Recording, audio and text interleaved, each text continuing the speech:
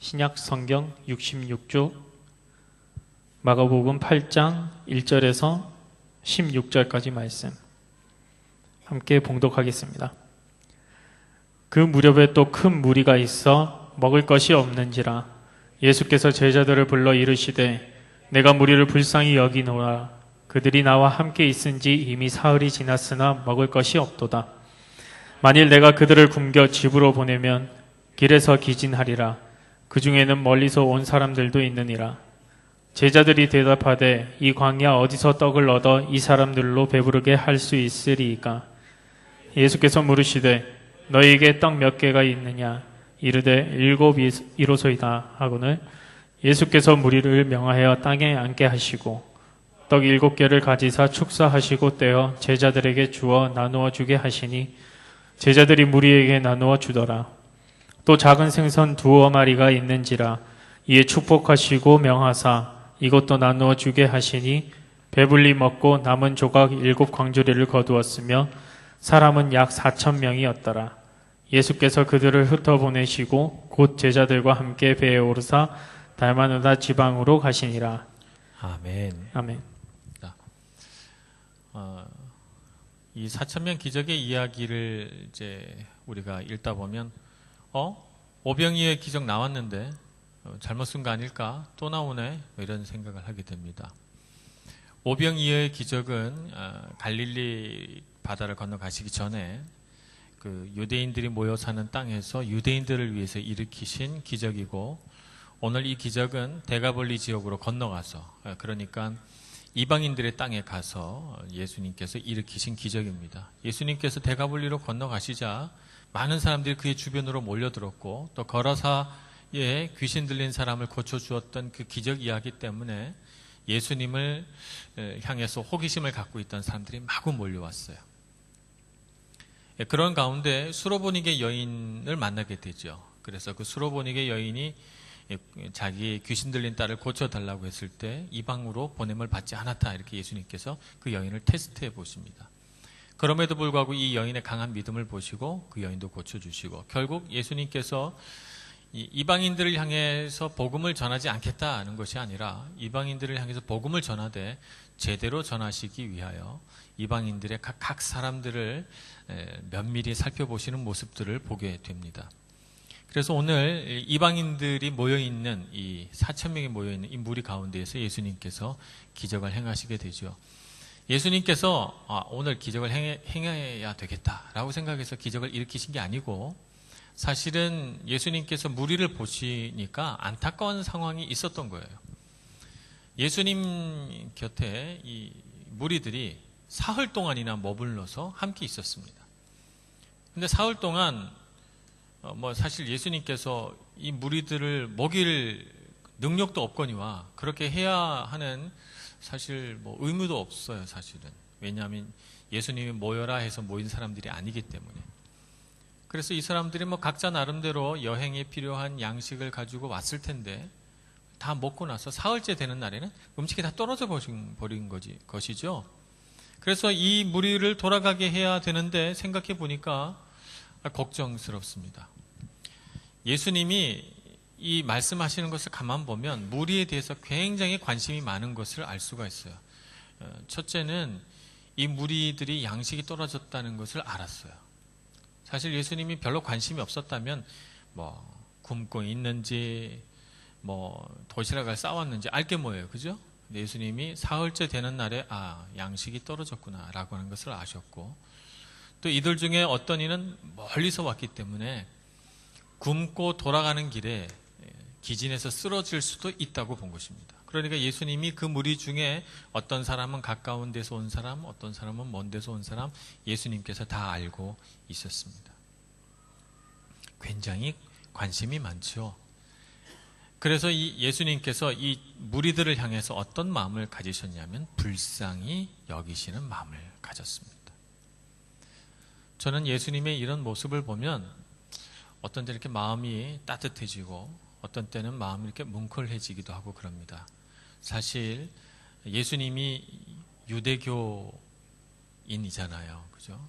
유대인들 가운데서 태어나셨고 순수 유대인의 혈통을 받아서 다윗의 자손이요 유대교인으로서 이 땅에 오셨는데, 그런 관점에서 보면 저는 이방인이에요. 그죠? 이방인이고 사실은 유대 나라로부터 지구 반대쪽에 살고 있던 사람인데, 예수님의 이 이방인들을 향한 관심을 이렇게 보다 보면, 아, 그래서 예수님이 나도 불쌍히 여기셨구나 라고 하는 생각에 도달하게 됩니다. 그래서 나 같은 사람도 예수님이 이렇게 바라보시면서 기진해서 쓰러지게 됐구나, 이 녀석에게는 내가 필요하구나, 뭐 이런 관점에서 저에게 찾아오신 것이죠. 인생을 살다 보면 우리가 가장 먼저 배우는 것이 자기의 능력대로 사는 법을 배웁니다. 그래서 자기 능력을 개발하는 법을 어렸을 때부터 배우게 돼요. 재능이 뭐냐, 은사가 뭐냐, 이 아이는 똑똑한가, 좀 모자란가, 뭐 이런 것들을 부모님들이 보고, 또 학교에서는 시험을 보거나 혹은 뭐 여러 가지 활동을 통해서 그 아이가 가지고 있는 특성이나 재능이나 어떤 지능들을 변별력 있게 구분해내서, 어찌 보면 세상에서는 이 아이들이 앞으로 어떻게 이 세상을 살아갈 것인가를 이렇게 쭉 줄 세워서 인생의 어떤 뭐라 그럴까, 경로를 이렇게 탐색해 보는 것을 우리 학창 시절에 하게 됩니다. 그래서 저도 아직까지 기억나는 게, 전 중학교 때 벌써 1등에서부터 100등까지를 써서 붙였어요. 전교 1등에서부터 100등까지. 저희 학년이 한 학년에 12개 반이 있었는데, 한 반에 한 60명에서 65명씩 해서 12개 반이 있었으니까 얼마나 많아요. 700명, 800명 이렇게 됐어요. 막 800명이 넘었을 것 같아요. 그 정도 됐는데 100등까지 들면 굉장히 공부 잘한 거예요. 쫙 써서 붙이는 거예요. 지금 생각해 보면 정말 선생님들 잔인하다 이런 생각이 들지만, 그때 당시에는 그 100등 안에 들어가는 게 큰 자랑이었어요. 자랑이고 프라이드고, 그래서 공부 열심히 하는 어떤 동기부여가 되고 그랬었죠. 지금 생각해 보면 세상은 그렇게 가르치는구나, 우리를. 세상은 그렇게 너가 능력을 극대화해야 돼. 너는 능력이 있어야 돼. 그래서 너는 뭐든지 이 세상에 살아갈 수 있는 힘이 있어야 돼. 그걸 개발하고 그거를 너가 할 수 있는 한 최대로 끌어올려서 너는 다른 사람들보다 위로 올라가서 살아야 돼 라고 우리에게 가르쳐 준 거죠. 그래서 우리가 20살 무렵 세상을 향해 나아갈 때가 됐을 때, 우리 마음속에, 우리 생각 가운데 깊이 정말 확고하게 들어가 있는 생각이 뭔가 하면 내 능력으로 사는 방법이에요. 그래서 내 능력으로 사는 거죠. 몇몇 특별한 하나님의 부르심을 입은 사람을 제외하고는 거의 모든 사람이 자기의 능력으로 사는 방법을 배워서 20살 무렵에 교회를 나와서 뭔가 신앙에 대해서 깨이고, 모태신앙이라 하더라도 하나님 앞에 나와서 뭔가 마음의 감동을 얻어서 변화되려고 하는 그 시점에 가장 놀라게 되는 것이, 성경에서 가르치는 것은 자기 능력으로 사는 방법이 아니라는 거예요. 성경에서 말하고 있는 것은 하나님의 능력으로 사는 거지, 사람은 자기 능력으로 사는 게 아니라는 걸 배워요. 그래서 자꾸 성경을 읽고 기독교 안으로 깊이 들어갈수록 자기 지혜를 내려놔야 되고, 자기 지식을 내려놔야 되고, 자기 높아지려는 마음을 내려놔야 되고, 내 능력으로 사는 방법들을 다 내려놔야 돼요. 그래서 우리가 깨닫게 되는 것은, 하나님 앞에서 정말 깨달아야 하는 것은 내가 얼마나 무능한가라고 하는 것이죠. 내가 얼마나 무능한가, 내가 얼마나 하나님의 도움이 절실히 필요한 사람인가 라고 하는 것입니다. 제가 23살 무렵에 깨달은 것도 바로 그것이죠. 정말 제 능력으로 살아보려고 했어요. 정말 제 능력으로 뭐든지 해보려고 했지만 다 실패했죠. 뭔가 세상을 변화시켜 보려고 했던 시도도 실패했고, 연애도 실패했고, 대학도 실패했고, 인간관계도 실패했고, 모든 것들을 다 실패하고 나서 제가 하나님 앞에 나와서, 제가 의도한 것은 아닙니다만, 하나님, 저는 정말 무능한 사람이군요 라고 하는 고백을 최초로 해보게 된 것 같아요. 그 이후로 저는 마음이 조금만 높아지면 제 삶 가운데 뭔가 문제가 생겨요. 내가 조금만 사람들 앞에서 높아지려는 마음을 가지면 제 삶에 문제가 생기고 제 삶에 어려움이 오게 되고, 내가 내 능력으로 살려고 하면 꼭 누군가를 상처 입히게 되더라고요. 그래서 알았어요. 정말 성경에 있는 진리가 참말이구나.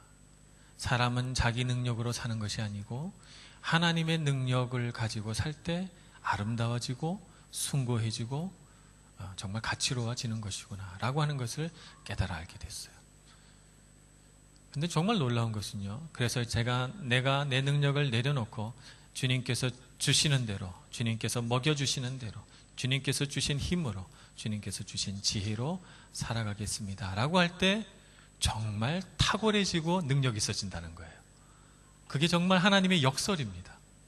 내가 내 능력이 없다고 주님 앞에 부족하다고 고백하면서 철저하게 내 자아를 깨트려서, 하나님 정말 저는 쓸데없는 사람이군요, 나 같은 사람도 주님이 사용하시겠습니까? 라고 질문하는 바로 그 순간 하나님은 우리를 대단히 능력 있는 사람으로 만드십니다.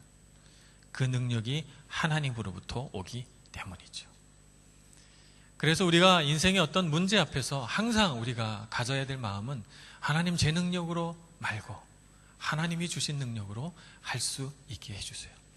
여러분이 연애를 할 때도 사랑을 할 때도 하나님 정말 하나님이 주신 능력으로 사랑하고 그 사람을 위해서 희생하고 헌신할 수 있게 해달라고 해야 돼요. 내 능력으로 연애하려고 그러면 꼭 상처 주고 못된 말하고 그리고 헤어지게 돼 있어요.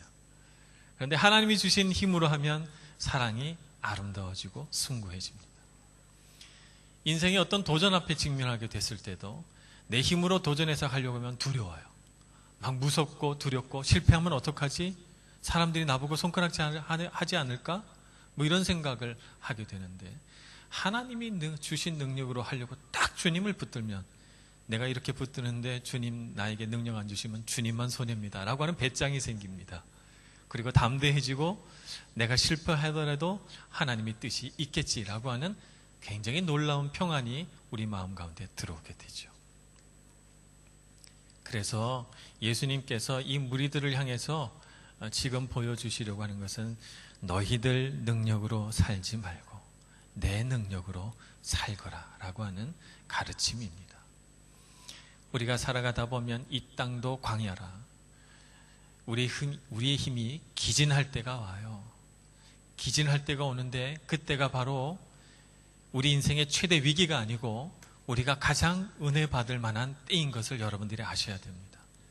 그래서 여러분의 몸이 쇠약해지고 여러분의 마음이 슬퍼지고 여러분의 인생 가운데 최대 위기를 겪고 있다고 생각할 때, 그때가 가장 축복된 순간이고 여러분의 몸의 힘이 가장 빠졌을 때가 하나님의 힘을 가장 소망하는 때가 되고, 여러분의 능력이 가장 부족할 때가 하나님의 능력이 가득 채워질 때인 것을 아시기 바랍니다. 그래서 여러분, 저는 아프니까요, 저는 능력이 없으니까요, 저는 실패자니까요, 저는 자꾸 실수하니까요 라고 말하지 말고 하나님 기도하겠습니다 라고 고백해야 됩니다. 이 순간도 주님이 허락하신다면 기도하겠습니다. 이 순간도 주님이 원하신다면 예배하겠습니다 라고 하는 마음으로 주님 앞에 나가야 하는 것입니다. 이것이 바로 주님과 함께하는 행복입니다. 무리에게 바로 이런 행복이 있었기 때문에 음식이 떨어져도 가지 않는 거예요. 왜 계산을 안 했겠어요? 오늘 내가 싸갖고 온 음식이 오늘까지 먹으면 내일은 없구나. 그러면 내일 내가 하루 종일 걸어서 집에 가야 되는데 이거 걸어가다가 나 쓰러지겠네. 이런 생각을 왜 못하겠어요? 예수님보다도 자기의 형편을 아는 각자 자신이 더 잘 알겠죠. 그런데 왜 무리들은 음식이 떨어지고 굶주리고 있는데도 가지 않을까요? 예수님이 기적을 일으켜줄 줄 알아서 그랬을까요? 그건 아니라고 봅니다. 예수님과 함께 있는 게 좋으니까. 이 기쁨을 놔두고 돌아갈 수가 없는 거예요. 예수님이 또 언제 어디서 나타나실지 모르고 내가 또 언제 예수님을 만나 뵙게 될지 모르잖아요. 그러니까 이 순간을 놓치고 싶지 않은 겁니다. 이게 은혜 받은 사람의 모습이죠. 하나님을 만나서 예수님을 만나서 은혜 받은 사람은 그 순간을 놓치고 싶지 않아요. 너무 행복하니까. 여러분의 삶에도 이런 행복이 있기를 소망합니다. 그래서 여러분 예수님 앞에 머물 때 주님 이 시간이 제일 좋아요 라고 고백하는 여러분들이 되시고, 아마 여러분의 이런 고백을 들으시면서 예수님은 정말 마음이 기쁘실 것 같아요. 그래서 바로 그 순간이 여러분들의 삶에 기적이 만들어지는 순간이 될 것입니다. 네, 재미난 것은 예수님 옆에서 그토록 오랜 시간 동안 예수님을 보필했다고 하는 제자들의 반응이에요. 예수님께서 이 무리들을 먹여야 되겠다라고 말했을 때 제자들이 약간 신경질적인 어투로 우리에게 이 많은 무리를 먹일 음식이 어디에 있다고 그런 말씀을 하십니까? 이렇게 말하죠. 사실 우리 성경에서 마가복음 8장에서 2장만 앞으로 넘겨가면 오병이어의 사건이 등장합니다. 거기서 충분히 제자들이 경험했어요. 물고기 2마리와 떡 5개가 어떻게 5,000명을 먹이게 되는 엄청난 양식이 되고 12광줄이나 음식이 남게 됐는지 그들이 경험했어요. 경험을 했다면 두 번째는 이런 반응이 나오면 안 되는데, 그러나 제자들은 합리적인 계산을 멈추지 못합니다. 이것이 바로 그들이 살아가는 방식이었기 때문에. 우리가 은혜를 아무리 받아도 우리가 살아가는 방식을 바꾸지 않으면 은혜는 금세 사라집니다. 그래서 은혜를 받았다가도 금세 은혜 받지 못한 사람처럼 되돌아가는 이유는 은혜만 받고 자기 삶의 방식을 바꾸지 않았기 때문이에요. 제자들이 왜 오병이어의 사건을 경험하고도 4,000명을 먹일 이 기적 앞에서 합리적인 계산을 하는가? 삶의 방식을 바꾸지 않았기 때문입니다. 그래서 은혜 받는 것보다 더 중요한 것은 은혜 받은 것을 자기 삶으로 가져와서 자기 삶의 방식을 바꾸는 거예요. 이게 정말 어려운 작업인데 이걸 꼭 해야지만 여러분의 삶이 바뀝니다. 그러니까 여러분 뭔가 은혜를 받아서 그렇게 살아야 되겠다라고 결심이 섰다면 실천해야 됩니다. 바꿔야 돼요. 여러분들이 할 수 없는 것에 도전하지 말고 할 수 있는 것부터 도전해야 됩니다. 그래서 여러분이 바꿀 수 있는 작은 삶의 일부분들을 조금씩 바꾸어 가다 보면 여러분들이 뭔가 엄청나고 대단한 것을 하지 않아도 언젠가 여러분은 그 자리에 가 있게 될 것입니다. 그래서 안 믿는 사람들이 볼 때는 저 사람 참 신앙 대단하네 라고 하는 마음을 갖게 될 거예요. 그렇게 되려면 여러분 삶의 방식을 바꾸기 위해서 여러분들이 할 수 있는, 정말 삶 속에서 할 수 있는 일들을 시도해 봐야 돼요. 한 번도 식기도를 안 해본 사람은 식기도를 시작해야 됩니다. 잠잘 때 기도를 안 해본 사람은 잠자기 전에 얼른 일어나서 한번 무릎을 꿇고 기도해 보시는 경험을 가져봐야 됩니다. 하나님 앞에 한 번도 제대로 헌금을 해보지 않은 사람은 헌금을 해보는 훈련을 해봐야 됩니다. 한 번도 사람들 앞에서 자신 있게 예수 좀 믿으세요 라고 증거해보지 않은 사람은 그걸 실천해 봐야 합니다. 한 번도 사람들 앞에서 공적인 이런 기도 자리에서 기도를 안 해본 사람은 기도를 해봐야 됩니다.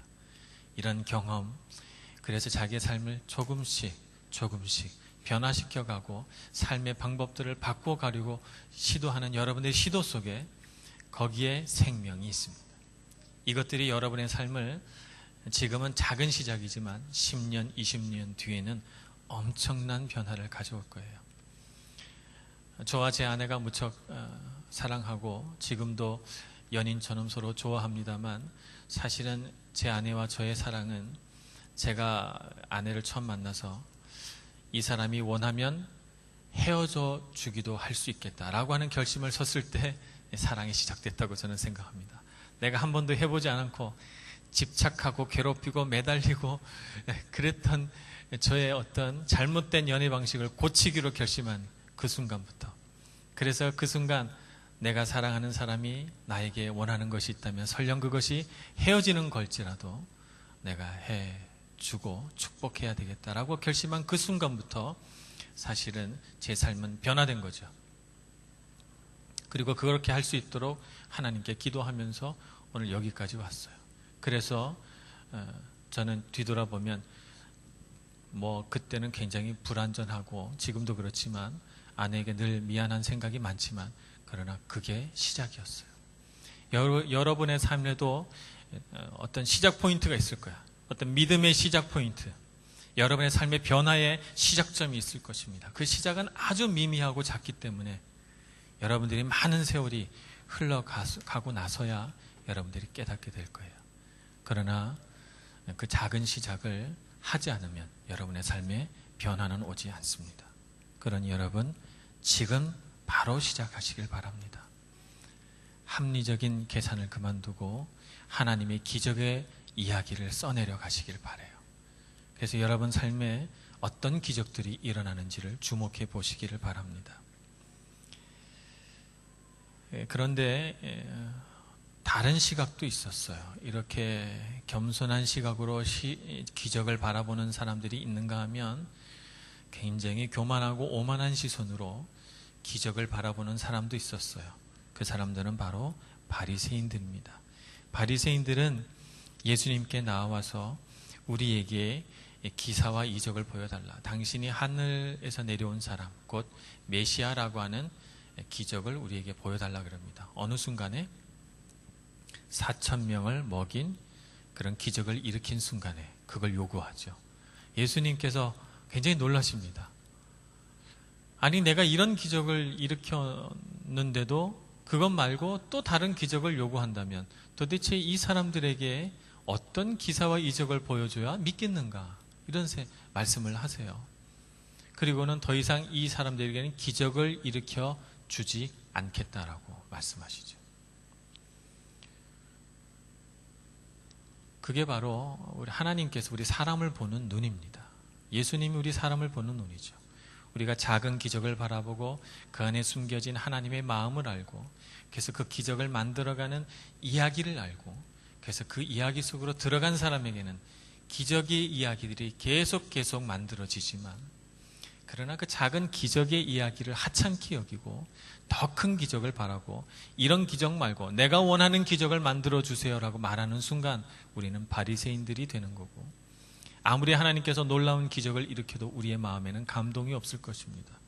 그래서 하나님은 결국에는 이 사람에게는 기적이 필요 없겠구나라고 생각해서 기적이 없는 삶으로 가게 만들어 버리시죠. 그래서 이 세상에 많은 사람들이 기적에 대해서 믿지 않는 것입니다. 미러클에 대해서 믿지 않는 것입니다. 그렇게 해서. 그러나 저는 기적을 믿어요. 제 삶 가운데 정말 수많은 기적들이 일어났어요. 제가 논리적으로, 과학적으로, 합리적으로 설명할 수 없는 일들이 제 삶 가운데 일어났기 때문에 저는 지금은 매우 비합리적이고 매우 비논리적이고 매우 비과학적인 사람이 돼서 제 삶 가운데 어떤 일이 일어날 때 그것을 바라보면서 하나님이 나에게 지금 무엇을 원하실까라고 하는 것을 묵상합니다. 여러분도 여러분 삶에 어떤 특별한 일이 일어나시거든 여러분 주목해서 그 일을 보시기 바랍니다. 하나님이 이 일을 통해서 나에게 무엇을 원하시는가 주목해 보시고 하나님이 만들어 가실 기적의 이야기를 따라가시길 바랍니다. 여러분 삶에 놀라운 일들이 벌어질 것입니다. 예수님의 마음을 따라서 우리 밀런 하나님께 모든 청년들이 그런 삶을 살아가서 정말 하나님을 잘 배울 수 있는 이 아름다운 곳에서 여러분들만의 독특한 간증들이 많이 만들어져서 여러분 모두가 기적의 자녀들이 되시기를 축복합니다. 기도하겠습니다. 하나님 아버지, 저희들 가운데 오셔서 우리 삶 가운데 능력을 부어주시니 감사합니다. 때로 우리가 힘이 부족하여 낭망하고 넘어지고 기진하고 쓰러질 때에도 그것을 나무라지 않으시고 불쌍히 여기시고 주님의 힘을 불어넣어 주셔서 그곳이 바로 은혜 받는 자리가 되고 하나님의 놀라운 기적의 역사가 일어나는 자리가 되게 해주시니 감사합니다. 주를 더욱 사모합니다. 주를 바라보면서 우리의 믿음이 더욱 성장하게 해주시고 주님을 향한 소망과 저희들의 비전이 더욱 높아지게 하여 주시옵소서. 예수님의 이름으로 기도합니다. 아멘.